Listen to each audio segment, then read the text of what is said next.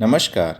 आज पूरे भारत में मकर संक्रांति मनाई जा रही है और इसको भारत के अलग अलग हिस्सों में अलग अलग नाम से जाना जाता है और मनाया जाता है। जैसे कि उत्तरी भारत में मकर संक्रांति, उत्तरायण, माघी, लोहड़ी जो कि एक रात पहले मनाई जाती है, इन सारे नामों से इसको जाना जाता है। यूपी बिहार में इस पर्व को खिचड़ी के नाम से भी जानते हैं क्योंकि इस दिन खिचड़ी खाई और दान की जाती है। आसाम में माघ बिहू तो तमिलनाडु में पोंगल नाम से। गुजरात से ही दूसरे राज्यों में इस दिन पतंग उड़ाने का भी चलन है।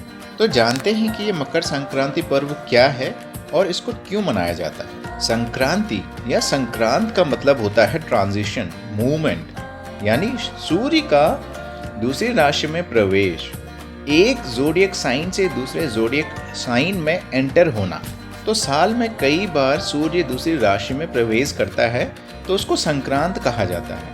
लेकिन उन सब में सबसे महत्वपूर्ण दो संक्रांत को माना गया है, मकर संक्रांत और कर्क संक्रांत। इसमें भी मकर संक्रांत को ज़्यादा। तो ये मकर और कर्क क्या हैं? कैसे ये सूर्य की गति यानी मूवमेंट से संबंधित हैं?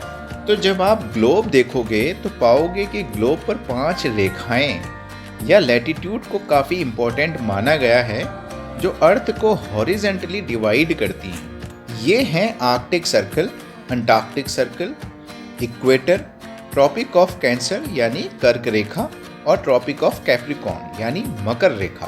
तो इसी मकर रेखा से जब सूर्य का मूवमेंट उत्तर दिशा की तरफ होना शुरू होता है तो उसको उत्तरायण कहा जाता है और इसीलिए इसको मकर संक्रांति भी कहते हैं। इसी दिन से हिंदू महीना माघ शुरू होता है तो इसको माघी भी कहते हैं। इस दिन की बहुत इंपॉर्टेंस है क्योंकि इस दिन से दिन लंबे होने शुरू हो जाते हैं, सर्दी कम होने लगती है और सीज़न चेंज होने लगता है और नई फसल की कटने की शुरुआत भी।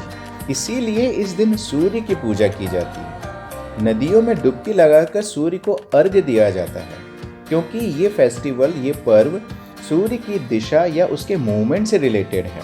ये दिन सीजन से भी रिलेटेड है, इसलिए फसलों की भी पूजा की जाती है। तो इसीलिए भारत में अलग अलग जगहों पर इस पर्व को अलग अलग नाम से और अलग अलग तरीके से मनाया जाता है और हिंदू धर्म के अंदर इसकी काफ़ी ज़्यादा इम्पोर्टेंस भी है। तो आप सबसे यही अपेक्षा की जाती है कि आप अपनी महान संस्कृति को पहचानें।